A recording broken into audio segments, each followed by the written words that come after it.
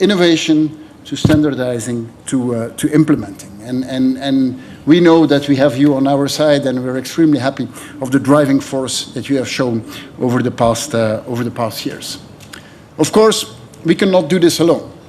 You will see here heads of governments, heads of states, but the real force we have is our private sector. And I'm extremely happy at this summit to have more than 120 of our finest companies who are present here, who will be working together between them, but also often in a public-private partnership, to making sure that we can realize the things that we announce. Very often when we announce things, it's very good. When you realize them, this is where we really make the effort. So I would like to thank all of you, and I will start with giving the word to Mette. You did an incredible effort last year in organizing it in Ashburg. We were really impressed by the gigantic turbines. We wanted to show something which was a bit impressive as well, which is our ships. But really happy, Mette, to have you back here, and that you started this initiative. Thank you so much. Last year we met in Esbjerg in Denmark to kickstart our political vision for the North Sea as a green power plant for Europe. And thank you, Alexander, for inviting us today to take our vision further on now. I think today we are taking an important step in realizing our common ambition. 9 countries from the North Sea region are committed to offshore wind and green transition as the future of our energy supply in our countries. We are raising the bar. 300 gigawatt of offshore wind in the North Sea by 2050, the largest electricity system in Europe. It's offshore, it's green, and it is European. Last week, the Danish government committed to an even faster build-out of offshore wind. A 5-fold increase in production from offshore wind. We are speeding up green transition in Denmark. And I think all of us need to speed up our green ambitions for, of course, a number of good reasons. First of all, because of Russia's brutal war in Ukraine, it has made it absolutely clear that we need to produce more energy ourselves. We urgently need to combat climate change for a second reason, and more green energy will strengthen our energy security as Europeans, and of course also provide reliable energy prices for our households and for our businesses. But there are still some barriers to the green transition. We must secure our supply chains. We have to build the European industry stronger. We need to reduce the bureaucratic rules. And we have to align what we want when it comes to biodiversity and the environment and the ambitions we have on climate. I think all these are important discussions we also have to do with our businesses. So we need to keep on going forward. We have to do it together. And this is what we seek to do today here. So thank you once again, Alexander, for inviting us.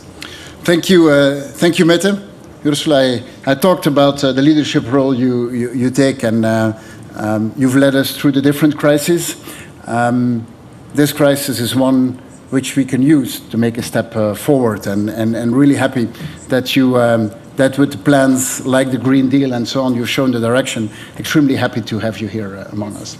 Thank you so much, Alexander. Thank you very much for inviting me and for hosting us here in Ostende, the city by the sea.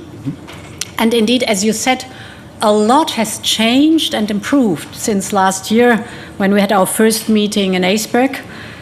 We should not forget it was the year of a severe energy crisis that was triggered by the Russian war. But we have managed together to get rid of our dependency on Russian fossil fuels. We have diversified away from Russia to reliable partners. The European people have saved 20% of their energy consumption, but most importantly, we have massively invested in renewables. So despite this crisis, we managed to keep the economy growing on one hand, but on the other hand, we were able to reduce greenhouse gas emissions. Two figures are here important. While globally the greenhouse gas emission did rise last year by 1%, in the European Union the greenhouse gas emissions were reduced by 2.5%. In other words, there was a formidable boost in this year of crisis to renewable production in the European Union. We have doubled the additional deployment of renewable energy last year, and we have, for the very first time, generated more electricity from wind and sun compared to gas. Renewables are crucial for us to reach our goals in 2050. It's all about speeding up. And as you know, the European Union has just raised its 2030 targets for renewables from 32% up to more than 42%. So I very strongly welcome the Ostend Declaration. It's great. It's doubling down on the targets set in Iceberg for offshore wind production. And it will give us all the wind we need in our sails to set the course onto climate neutrality. The European Commission will help to deliver on these targets. And this is why we have the Green Deal Industrial Plan. All our proposals to implement this industrial plan are on the table now. First, the Net Zero Industry Act that will help to create a conducive environment for clean tech industry. It will support innovation and, very important, the manufacturing at scale of clean tech. Second, our reform of the electricity market design will incentivize the use of renewable compared to fossil fuels.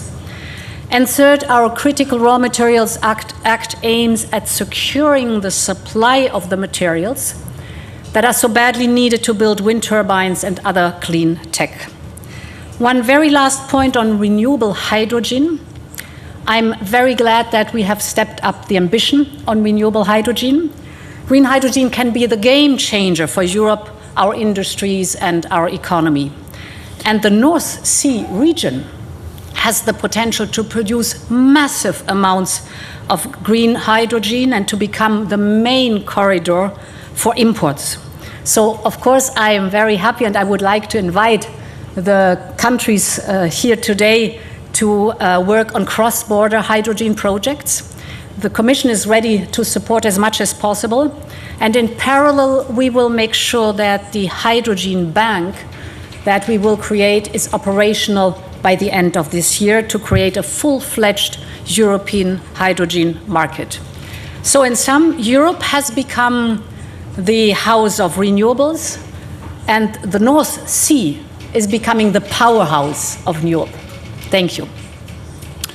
Thank you. Alors, Emmanuel, quel plaisir que la France vient de rejoindre la coalition de la mer du Nord, un pays avec tellement d'expertise au niveau d'énergie et qui voit le potentiel des éoliennes, et donc extrêmement heureux de t'avoir ici à Ostende.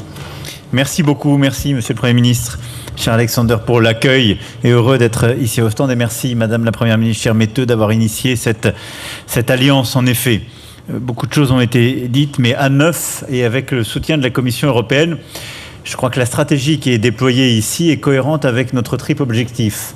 Plus de souveraineté, tenir nos objectifs en matière de climat et continuer à défendre l'industrie européenne. Et ces trois objectifs sont conciliables en déployant des programmes tels que celui-ci. Avec en effet cette volonté commune de produire 300 gigawatts à hauteur de 2050 et des coopérations dans tous les domaines, nous nous mettons en capacité de produire en européen par nous-mêmes justement cette électricité décarbonée et de réduire notre dépendance à des tiers et de le faire conformément à nos objectifs climatiques. À cela s'ajoute le fait qu'un tel objectif s'appuie et doit s'appuyer de manière croissante sur une expertise européenne. Et il nous faut consolider, je crois que c'est l'une des forces des coopérations qui se nouent ici et de ce que nous voulons faire avec la Commission, eh bien, en amont comme en aval, la capacité à renforcer les industriels européens. Gagner en souveraineté, en autonomie sur les matériaux critiques et tout ce qu'il faut pour produire et assembler ces éoliennes, avoir un assemblage européen et avoir des industriels européens, nous venons d'ailleurs de le voir en termes de dragage, qui sont associés à la construction de ces grands équipements. Et derrière, eh bien, cette capacité de production nous permettra de produire de l'hydrogène vert européen pour nos industries. Et je crois que ce qui est important derrière cette stratégie, au-delà de la production d'énergie décarbonée européenne, c'est d'avoir une approche très cohérente et de se dire nous voulons une industrie européenne pour la produire. Et ne pas répliquer parfois les erreurs que nous avons pu faire il y a quelques décennies, où quand nous avons massivement déployé par exemple du photovoltaïque, nous avons importé beaucoup des matériaux dont nous avions besoin. C'est une opportunité donc en termes de résilience, de souveraineté et de Made in Europe auquel nous croyons. La France s'inscrit dans cette stratégie avec un objectif de 40 gigawatts pour ce qui nous concerne, un pacte éolien en mer qui a été signé il y a maintenant un an avec un investissement massif de 40 milliards d'euros sur les 15 prochaines années, 20 000 emplois répartis sur tout le territoire français, en particulier dans l'industrie de l'assemblage d'éoliennes sur notre sol. La clé derrière tout cela, et je crois que justement notre capacité à agir en européen sera déterminante, c'est d'accélérer les projets et leur déploiement. Un dernier mot pour dire que pour accompagner cette stratégie, il nous faut poursuivre, comme la Commission l'a lancé, une réforme du marché électrique européen et il nous faudra développer encore plus avant les interconnexions électriques européennes, qui est un élément clé pour nous rendre encore plus efficaces. Merci beaucoup, Alexandre. Merci. Dear Olaf, you know the Belgian coast quite well by now. A few months ago you were in Zeebrugge to visit our LNG infrastructure. We've had a very long-standing partnership on the energy domain, and I'm sure that maintaining economic activity and definitely heavy industry in Europe is for you also a priority. Schönen Dank. Schönen Dank für die Initiative, dass wir hier fortsetzen, was in Esbjerg begonnen hat, und auch für die ganze Arbeit, die damit verbunden ist, denn es ist in der Tat ein ganz wichtiges Ereignis, das uns hier zusammenführt. Ich will kurz erläutern, warum die Initiative so wichtig ist. Erstens, die vergangenen Monate haben eindrucksvoll gezeigt, wie zentral es ist, dass wir in Europa in Energiefragen eng zusammenarbeiten. Denn wir sind auf unserem Kontinent und natürlich auch auf den Inseln, die davor liegen, darauf angewiesen, dass wir miteinander eng verbunden sind. Die Energieleitungen sind Lebensadern Europas. Wir produzieren Energie längst nicht mehr nur für uns selbst, sondern auch für unsere Nachbarn und umgekehrt. Nach dem russischen Überfall auf die Ukraine mussten wir uns unabhängig machen von Energieleistungen aus Russland.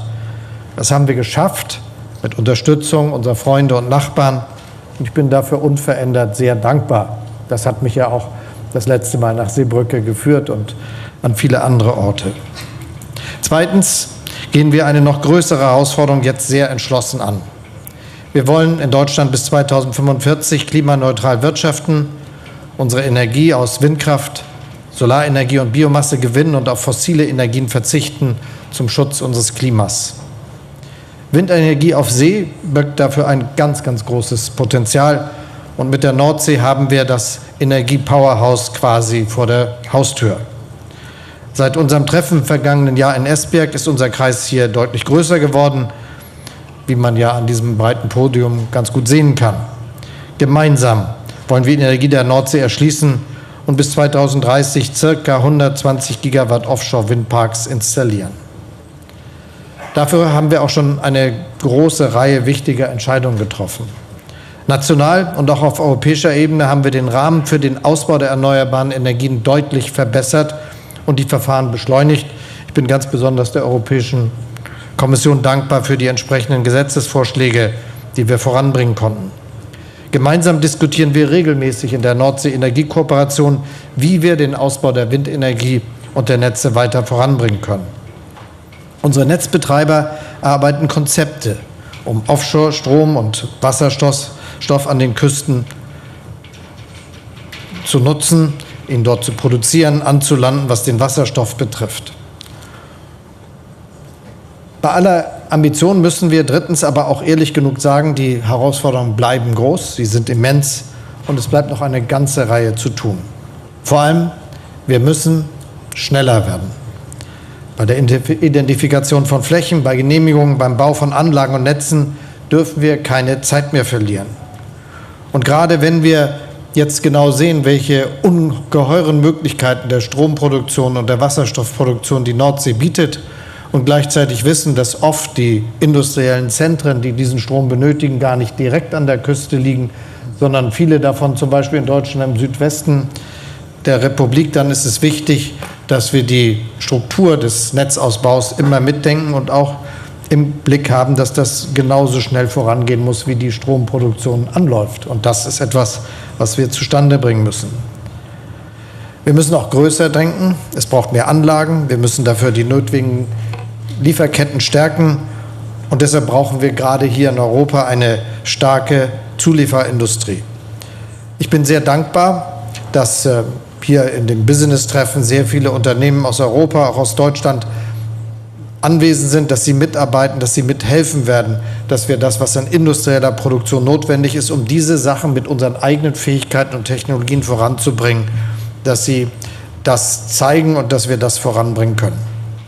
Und schließlich, wir müssen besser werden. Die Raue See erfordert Innovationen, um Wind und Wasserstoff nutzbar zu machen.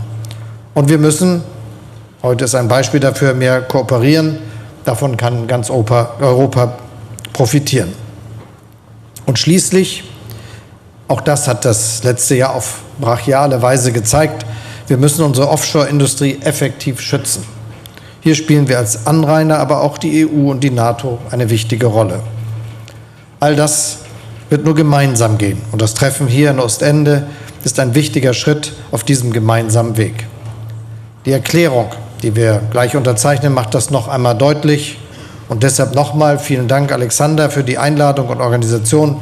Es ist schön, wieder an der Nordsee zu sein. Als früherer Hamburger Bürgermeister weiß ich, das Meer verbindet die Welt. Unsere Verbindung, liebe Freundinnen und Freunde, ist stark und wir profitieren alle davon. An die Arbeit. Thank you, Olaf. Dear Leo, you're not really a North Sea country either. But wind energy is something which Ireland knows extremely well, mostly onshore up to now, but the offshore potential, of course, is a huge one, and extremely happy that you're part of this coalition now as well. Go ahead. Thank you, Alexander. Agus Garmaga Tom an Osach Fenshaw in Ostend anew, con an Ostend Declaration of Shinu, Harkian Realtus Heron, Agus Winter Heron, our son Royd Agus, our son on Tauki. My thanks to Alexander for the invitation to be here at today's summit and the opportunity for us in Ireland to join the Ostend Declaration. And I really want to thank Belgium for its leadership in taking this initiative, but also when it comes to renewable energy. As I flew in this morning, it was fascinating to see the number of buildings here in Ostend that have solar panels on their roofs, small buildings and large buildings, and also to see the amount of offshore wind that Belgium has already. So I think you're showing a lot of leadership already. I believe our attendance here at this meeting, 8 governments, the European Commission, the United Kingdom represented as well at ministerial level, and 120 companies, shows a very real shared commitment to accelerating the transition to a green energy future and harnessing the immense potential of offshore renewables. When it comes to climate, the science is very clear. The facts are also very clear on the ground. Our world is getting warmer. Severe weather events are becoming more frequent, and we have no time to waste in acting. We have to be the generation that turns the tide on climate change and biodiversity. Some of you will know Mary Robinson, former President of Ireland and former UN High Commissioner for Refugees, and she says, or human rights rather, and she says that there are 2 things that we're on the cusp of. One is we're on the cusp of climate disaster. The other is that we're on the cusp of deploying the technological advances that allow us to avoid all of that. And we need to make sure that one gets ahead of the other, that we make the changes necessary before it's too late. And I think, as others have said, that's really reinforced by what's happening with Russia and the extent to which energy has been weaponized. So today's discussions are going to be with industry reps, and will emphasise the development of supply chains needed to honour and achieve our renewable energy objectives.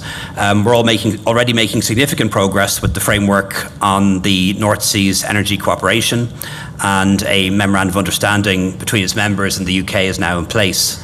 And today's Ostend Declaration allows us to go beyond the North Sea to the wider North Seas, including the Irish Sea, the Celtic Sea and the Atlantic Ocean. And Ireland as a country is relatively small, but our seas are greater, 7 times greater than our landmass. And that's what we hope to bring to the table here today.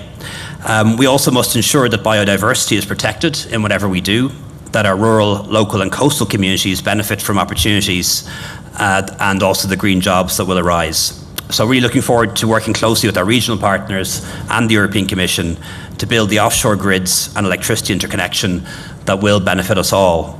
And that's going to enable us to trade offshore renewable energy with the rest of Europe, but most of all for our citizens at home and our businesses, ensuring that we have security of supply and affordable and predictable prices into the future, and all done with the benefit to our environment. So thank you very much.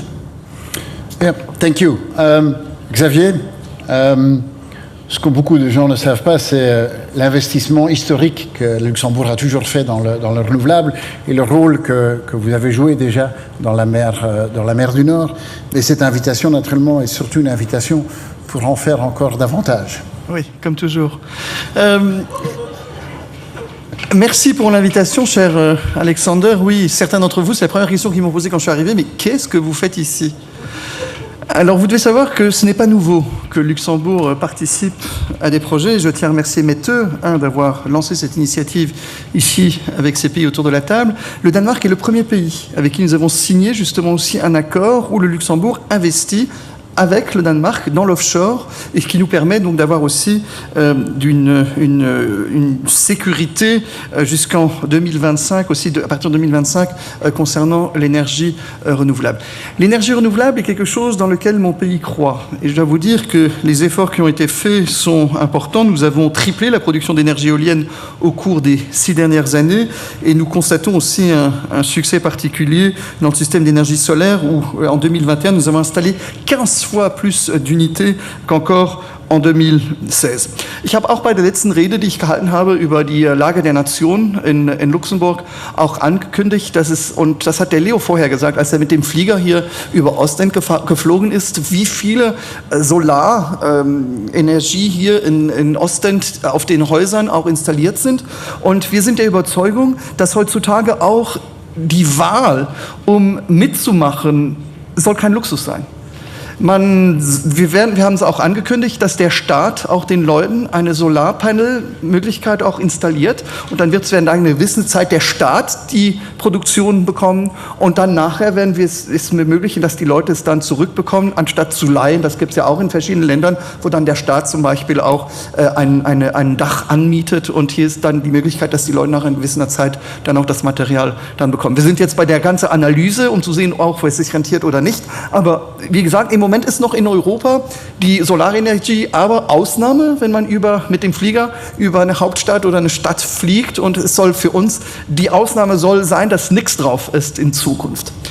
The problem that we have is when we see if it's the solar energy or if it's also the wind energy, that the production, and I'm very happy that also some of the colleagues raised up the topic.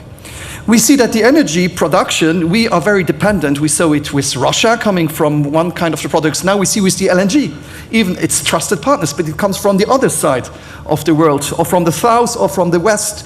And so I think it's very important that if we want to continue in that we also take it as a priority.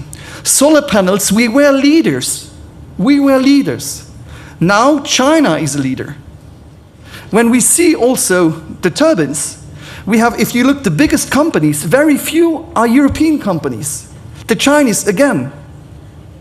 We have a relation with China which is for the moment okay, but can tomorrow also be less good. If that's the fact, again, we need really strategic autonomy on our economy and also putting priority on the production of European, made in Europe, also on the capacities of the needed machine and engines to do it. So I just want to thank you again for inviting us here. We see all of us that the climate crisis, is something I remember we watched it on TV. It was in Nicaragua, it was in Australia, it was in New Zealand. It's in Europe.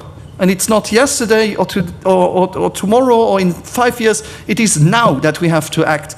And even if it's not too late. So I really hope that we will continue. You can count on Luxembourg. And as you said before, we already have a project, well, not a project, we signed with Denmark, and you will have we don't I have to admit, we don't have the Luxembourgish Sea, and the Moselle and the Sauer is not big enough to have windmills on them.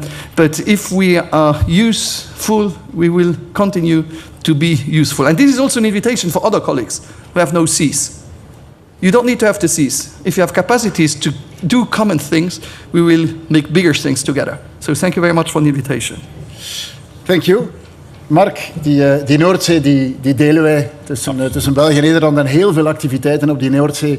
Ja, daar zijn we heel sterk met elkaar verbonden. Zoals in zoveel thema's waar heel vaak landen als België, Nederland en Luxemburg samen met elkaar optrekken. Dus heel blij om jou hier te hebben en om al die Nederlandse expertise in economische activiteiten in de Noordzee, om die deel te hebben van onze coalitie. Dank je, Alexander. On a working visit to the second Maasvlakte in Rotterdam last week, I personally saw how much work energy companies and grid operators are already doing to prepare us for a fossil-free future. They are building wind farms, they are starting operations and developing at the same time the infrastructure we need so that Europe can benefit from the North Sea as a natural source of energy. The Lion Link project, which we are announcing today, and it is to connect the Netherlands and the United Kingdom, is a good example of these efforts. And they are sorely needed. As you said, Leo Varadkar from Ireland, the IPCC's recent work shows we need to step up our climate efforts. And that means moving towards sustainable energy supplies. I would also add that the Russian invasion of Ukraine has made this all the more urgent. We have to make sure Putin no longer has the means to exert pressure on us by turning off the gas tap. And producing clean energy is the best way to achieve this. And the enormous potential of the North Sea region is indispensable here. And thank you, Ursula von der Leyen from the European Commission, that you are willing to do everything to support that whole endeavor. And that's why it's good that we've come together here in Oostende. We're following up on the first and successful North Sea Summit under Mette Frederiksen's leadership in Ashburg last year. And the France, Luxembourg, the United Kingdom, Norway and Ireland are joining us today in our ambition to turn the North Sea into the green engine of Europe. And with Ireland and with Luxembourg, we are now moving beyond the North Sea, but still discussing the North Sea. And Jonas, you being here from Norway, but also the United Kingdom now being part of this group means also that we are moving beyond a little bit the European Union in its strict borders. And by expanding now this North Sea coalition, we are also boosting, I believe, our joint efforts. Last year, the Netherlands, we already raised our national target to 21 gigawatts by 2030, and that's almost 80% of our current total electricity consumption. But here's an important point. If we are really to produce our own wind turbines and batteries in Europe, we indeed, as Emmanuel Macron said, we need to be less dependent on one single supplier for our critical raw materials. And it is Olaf Scholz who is consistently pleading to remove barriers in permitting procedures so we can speed up our energy projects. It's important here, I believe, that we strike the right balance between nature, fisheries and energy. It's not only North Sea countries that today's agreements are connecting. We can also see and use the North Sea wind energy to produce green hydrogen, which could provide renewable energy to other countries in Europe. So I really believe, Alexander, that meetings like today are vital in this, to share plans and see where we can join forces. So I'm looking forward to our discussions, but again, thank you for organizing this follow-up meeting and to bring us together here, but also for the very warm welcome you provide us. Thank you. Thank you.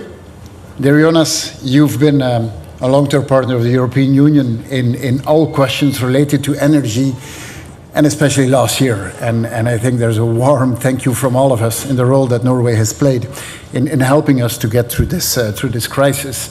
but there's so much more that we can do. And I'm really looking forward to have you part of this coalition with all the possibilities you have in offshore wind, but actually much more than that.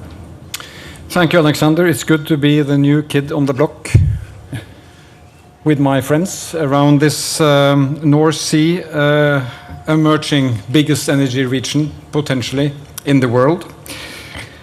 Norway is, as you said, the largest provider of energy to Europe. That situation was emphasized during this last year. We've been able to increase our export of gas by some 8 to 10%. That represents 100 terawatt hours of extra energy into Europe. And we will be able to maintain that for the next few years so that we can forward the transition. But we have a lot more to contribute because we have a coastline and we have wind and we have expertise in building heavy things that can stand the pressure from wind and oceans. So we are engaging into offshore wind enthusiastically. And today, this morning, Ursula, we signed a green alliance between Norway and the European Union. We worked on that for a year.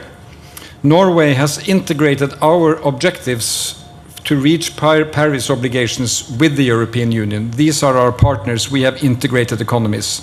So we want to reach the targets with the European Union partners. And with this Green Alliance, we really exemplify how to do that.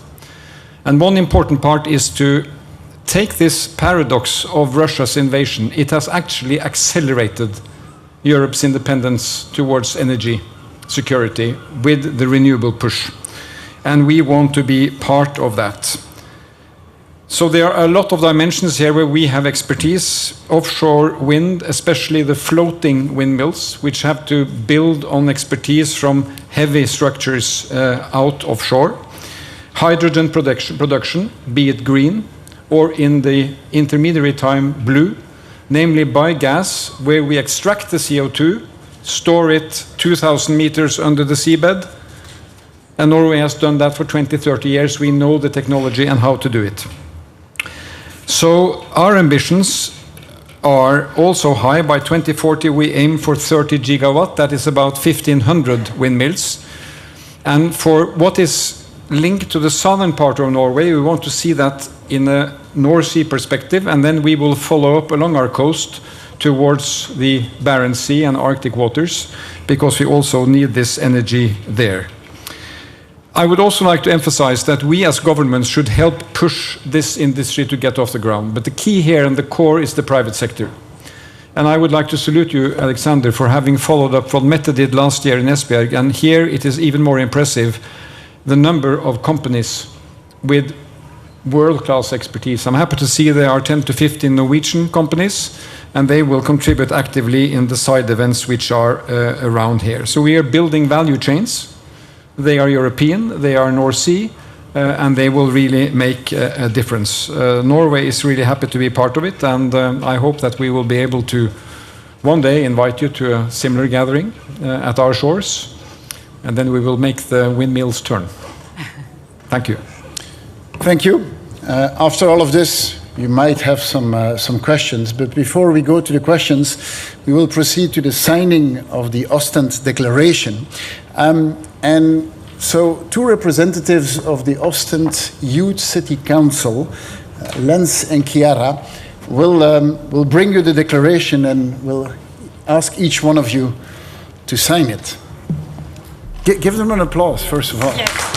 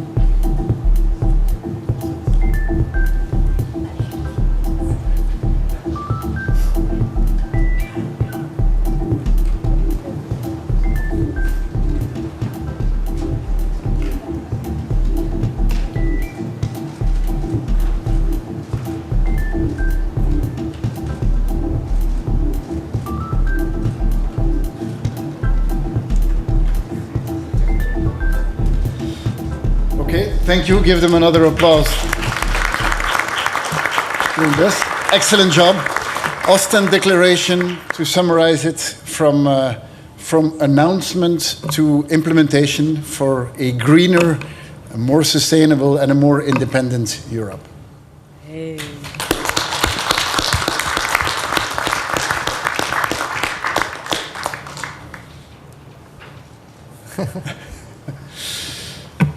All right. Let's Are take there some any questions. Please take it over, Bram. I have a first question from Jelle Frenke, VTM.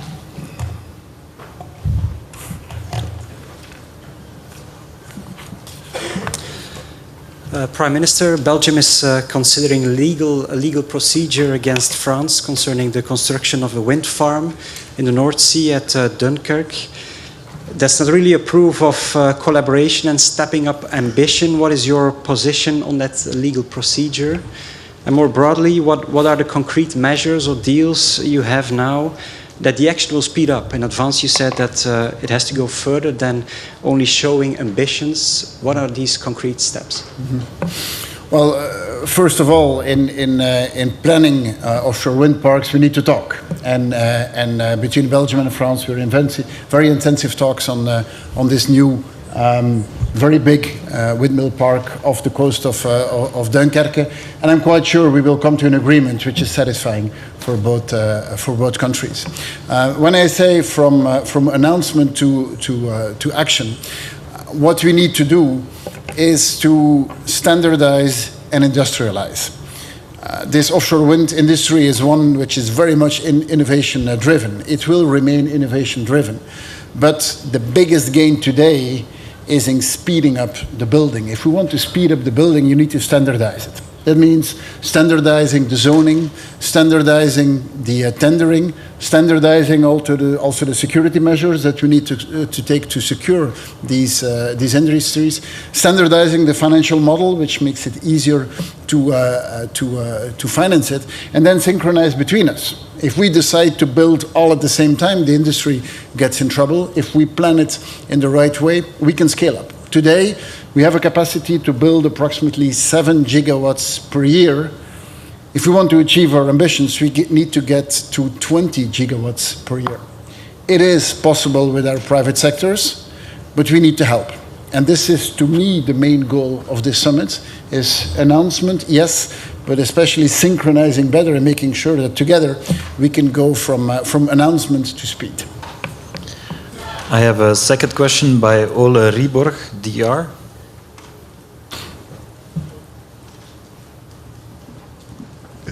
Ole Ryborg, Danmarks Radio. Last week, a documentary by 4 television stations from Denmark, Sweden, Norway and Finland documented how Russian vessels have been mapping the locations of all windmill farms in the whole of Scandinavia, along the coast down to Belgium and Holland and all the way to Britain, and I think they've even been in Ireland. So my question to you is, you've now been talking about how you are going to develop the North Sea as the powerhouse, but what are you going to do to protect that infrastructure? For von der Leyen, the EU directive for 2008 about infrastructure is quite old and not done to this. So how are you going to change this to increase the protection of the windmills that you do?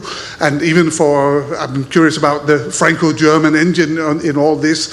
Is this a national thing as it is today, or do you foresee that in the future we need European cooperation, even European military cooperation, or in other ways, in order to protect these wind farms that we do in the North Sea? Thank you. Yes, we have followed the situation very closely because we know that our critical infrastructure is under threat. And we know it since we have experienced the sabotage of Nord Stream pipeline last year. So this is the reason why we have stepped up in the European Union our actions concerning preparedness, concerning the response and the cooperation that is possible. Cooperation between member states, of course, as you said, on an EU level. Here we are at the moment working on a stress test program for the worst case, mainly in the infrastructure.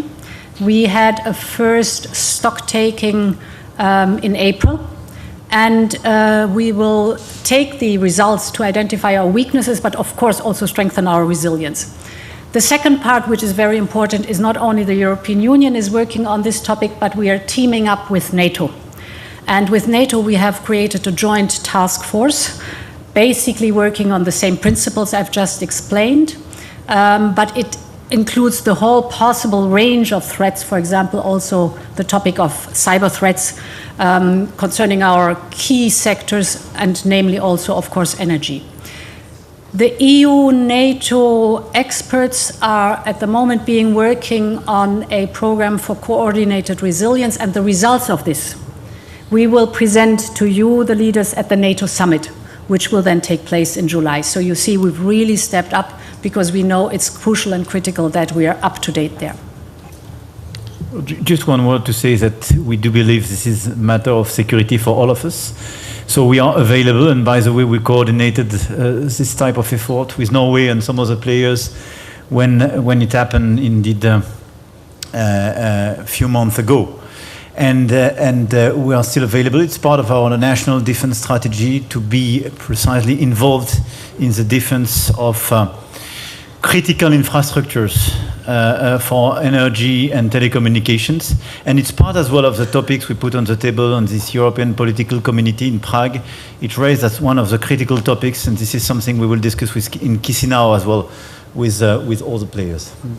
It seems that the concept of... Oh, sorry, please go ahead. Not much to add from my side, just saying that we already invited NATO and the European Union to work on this topic, which Ursula von der Leyen already reported, and they are already working to find a procedure how we cooperate in this field. And also on the national level, we took a lot of decisions how we will be more able to understand the situation and all the dangers, cooperating with others, especially with Norway in one case. And so you can be sure this is a question of high priority. It seems that the concept of scientific research is quite a broad one in the North Sea. But this is one of the topics which is part of this Ostend Declaration, is that we need to look at building in security by design. I think the new investments we do in offshore wind, in cables, in pipelines need to be secured by design. This was not a priority 15 years ago. It's quite clear that it will be a priority in the years to come. Next question is by Alexandra von Namen, Deutsche Welle. Thank you very much for the question. A question maybe to the Danish Prime Minister. Can you tell us more about the results of the investigation in the Nord Stream pipeline attack? Because it's been a while, we're not getting any results. And don't you think that not showing a complete transparency that could be playing into Putin's hands? Thank you. Thank you for that question. As you probably know, there's still an investigation going on this topic. It was quite dramatically when we found out about it. But the investigation is not finished yet, and therefore the authorities are not able yet to say a word about it. And we don't know when the results will be there or if there will be a result, so we have to wait a bit more. Well, I think a lot of us have been asking questions about, since the beginning of the war, will this be in the hands of Putin? Will this support the wordings from Moscow? And in all questions, I don't believe in that way of seeing it, because if the authorities are not capable of saying anything about the investigation yet, then they are not ready to do it.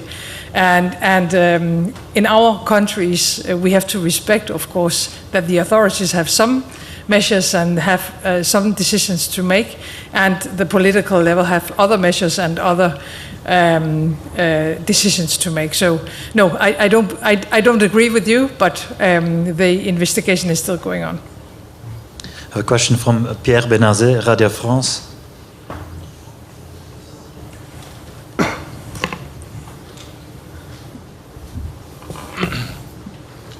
Oui, j'ai une question. Monsieur le Président, vous avez On a parlé, le chancelier allemand a parlé de l'identification des sites pour les parcs d'éoliennes en mer. Est-ce que ça ne va pas être un gros défi pour la France qui part de très loin? Il va falloir trouver des arrangements et trouver des définitions sur la biodiversité, partager la mer avec les transporteurs, avec les pêcheurs et avec les riverains. Et puis, pour rebondir sur ce que vous avez dit en arrivant, vous estimez que les propos de l'ambassadeur chinois en France sont déplacés. On parle de souveraineté des pays baltes, mais on parle aussi de la souveraineté de l'Ukraine sur la Crimée. On est toujours dans cette question de sécurité et de souveraineté. Est-ce que vous avez des propos européens à ce sujet? Et est-ce que vous avez l'intention vous-même de retourner en Ukraine bientôt?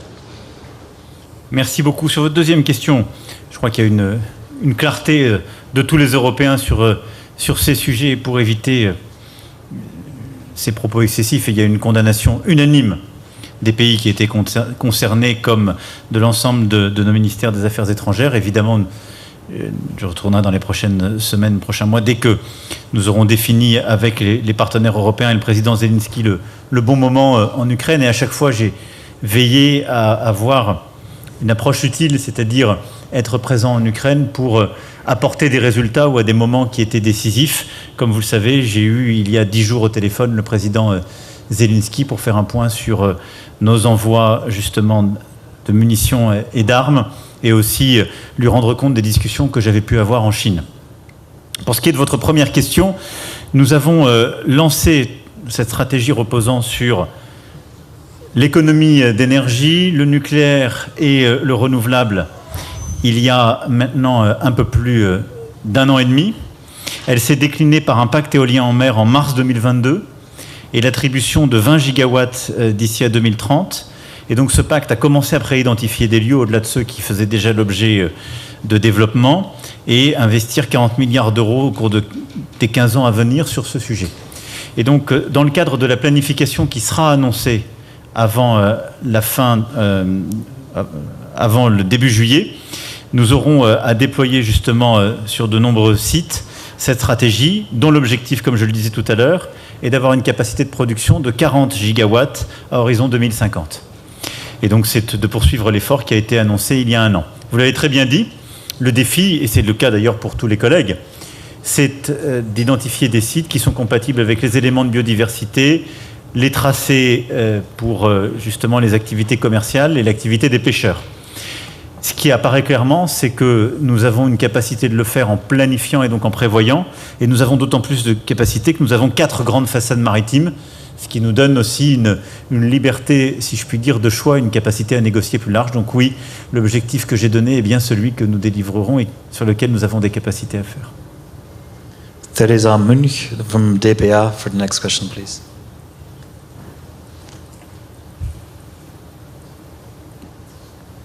Meine Frage richtet sich an Kanzler Scholz.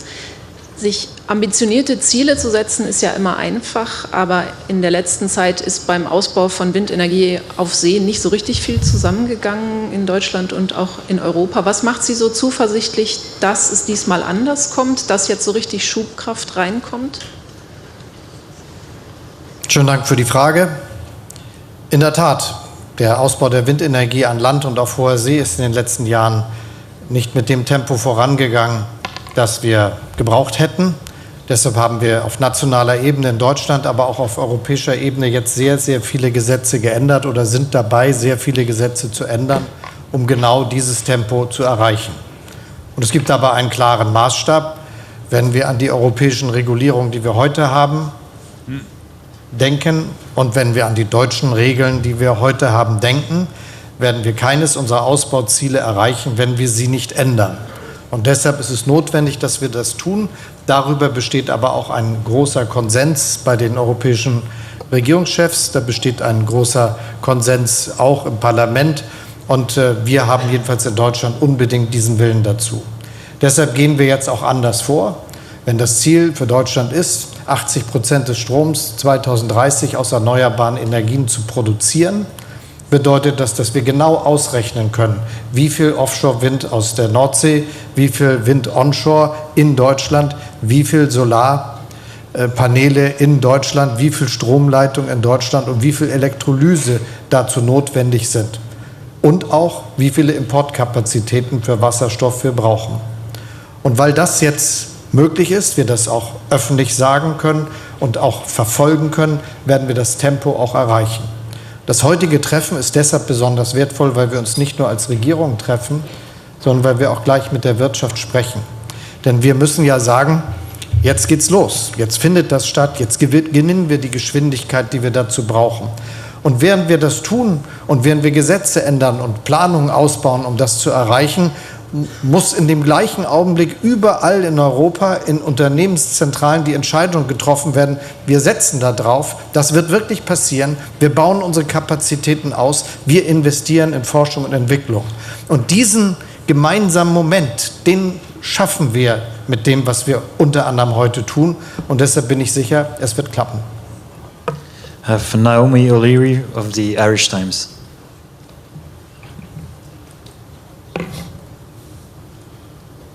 Hi, a question for Taoiseach Varadkar. We've heard a lot of talk about Ireland potentially being a powerhouse in the export of wind energy. I wonder if you could give any figures in terms of what that would mean to the Irish economy. Can you give any sense of the size of potential exports, like revenues, the jobs this might mean? And then also, what level of public investment is required to bring the national grid up to scratch to actually be able to handle something like that? Thanks. So Ireland as a country requires about 6 gigs of electricity to satisfy our own needs, but that's going to increase dramatically as we electrify our transport systems and more industry goes electric as well. But the target that we've set for renewables for offshore wind is 30. So roughly 5 times the amount of energy that we currently use. And that's a hugely ambitious target, but one that we believe we can achieve. It's not just about offshore wind, although it'll be mainly about offshore wind. It's also about solar as well as onshore wind too, and using that for our own energy needs, but also to produce green hydrogen, which is going to be one of the fuels of the future, as the President Commissioner said. Also synthetic aviation fuels, so that we can continue to fly, maybe not as frequently as we do now, but still when we need to. And also to make green fertilizer, which I think would be very beneficial for agriculture in particular, because at the moment we use fertilizers that are nitrogen-based and oil-based, and if we could change to green fertilizers, that would be much better for lots of different reasons. When it comes to the investment, we're going to need a combination of public investment and private investment. It's going to take many billions, tens of billions, we believe.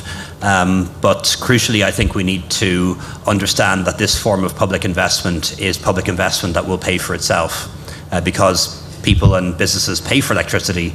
Ultimately, the capital cost is recovered, and you then start to make a profit. So a lot of public investment that we make is really important and really valuable, but it never turns a profit. Investment in energy will turn a profit. So the first couple of years, the first couple of decades, it covers the capital cost, but after that it becomes profit making. So it's a huge economic opportunity as well. And let's not forget that the fuel that powers wind energy is free, not like oil or gas. It's free, and all you need to do is install the equipment and install the grid, although the grid is going to be a huge job. And I think what we're going to need is a master grid, a super grid for all of Europe. If you think of our grid that we have at the moment, like roads, we still are running off local and regional roads, and now we need to build European energy motorways, essentially, to harness that offshore energy and bring it all over Europe. Next question by Tim Morizet by RTL.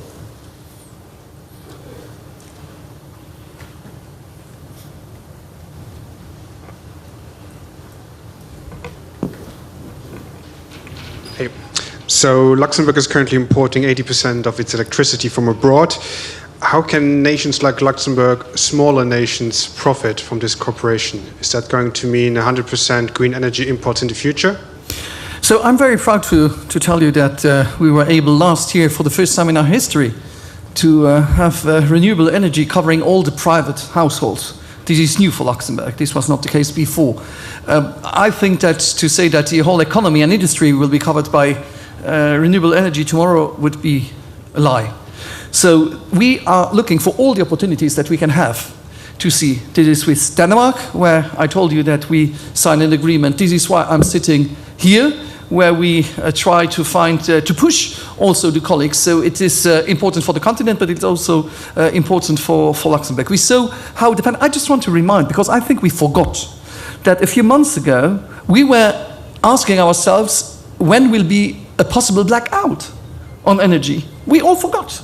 But that was a situation we had where we were, and thank you, Ursula, for all you did with the commissions to see how we would be able to continue to produce, to have energy, and trying not to punish or to do obligations, but trying to sensibilize people to reduce the energy. And we were able. So I think it will be a mixture of renewable energies from here, renewable energies, as I told you before, with initiatives that we want to have with solar panels also on the different households, and different projects with Denmark and with other countries. Also the hydrogen is a future where we have to see where we can work together. There are some energy sources, as you know, we don't believe in it.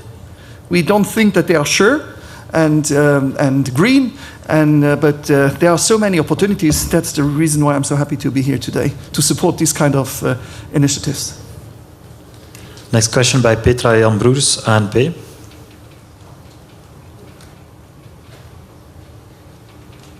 No? Or not.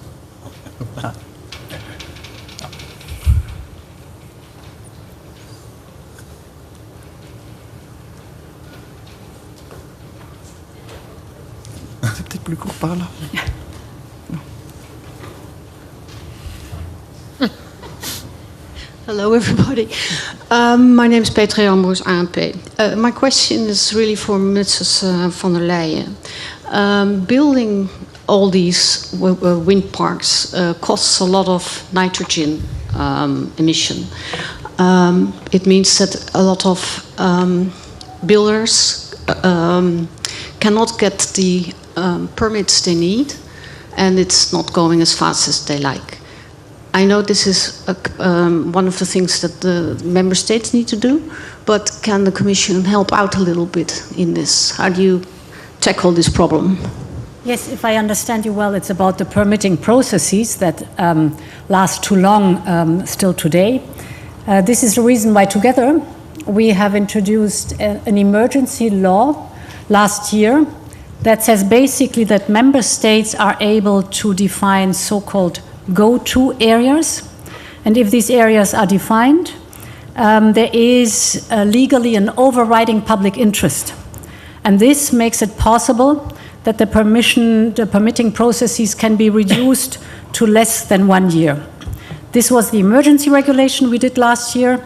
Now we have transformed this transformed the emergency regulation into the so-called RED 3, Renewable Energy Directive 3. This has just been agreed, so it's now cast in law, and this gives a big advantage to have slim and fast permitting procedures for example, the building of wind parks that are necessary. I have a last question by Simon Eckern, NRK.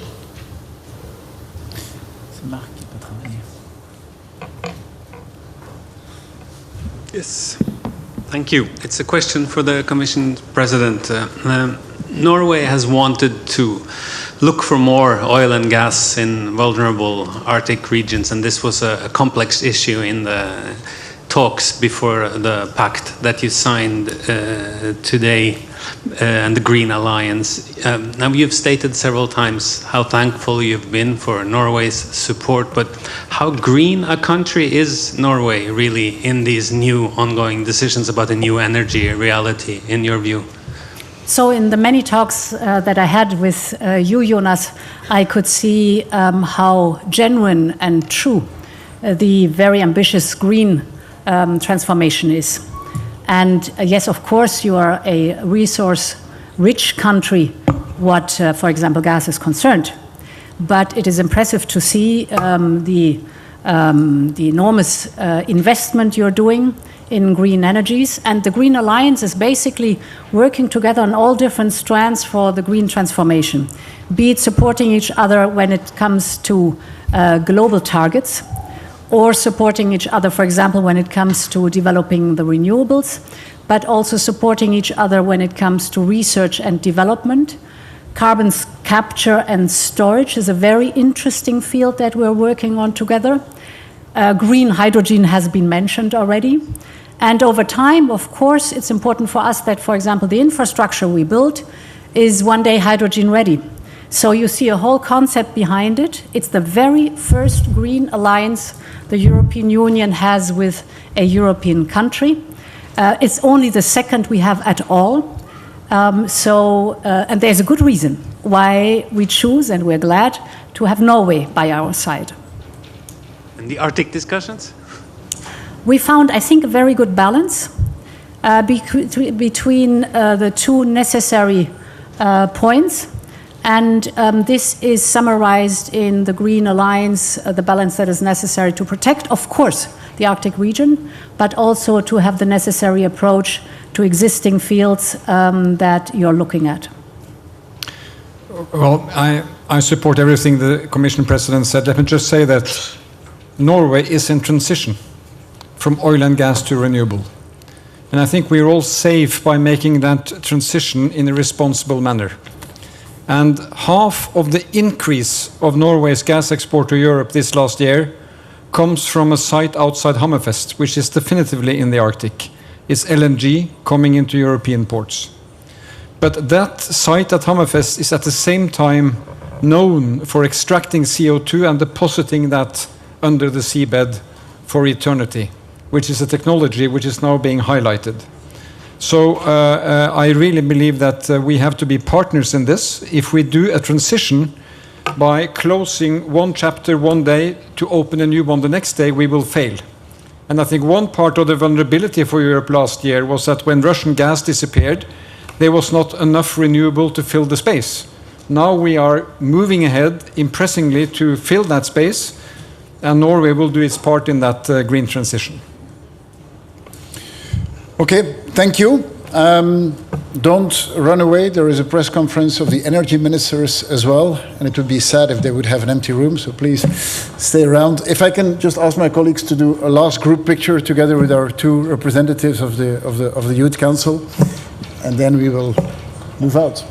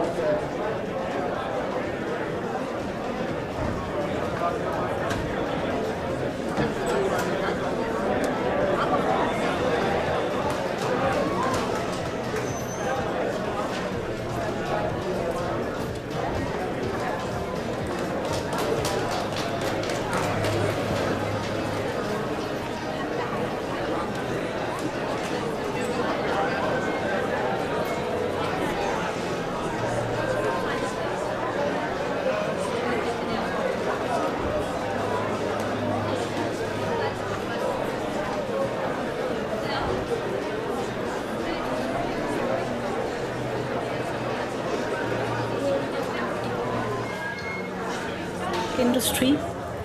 It will support innovation and, very important, the manufacturing at scale. Industry Act that will help.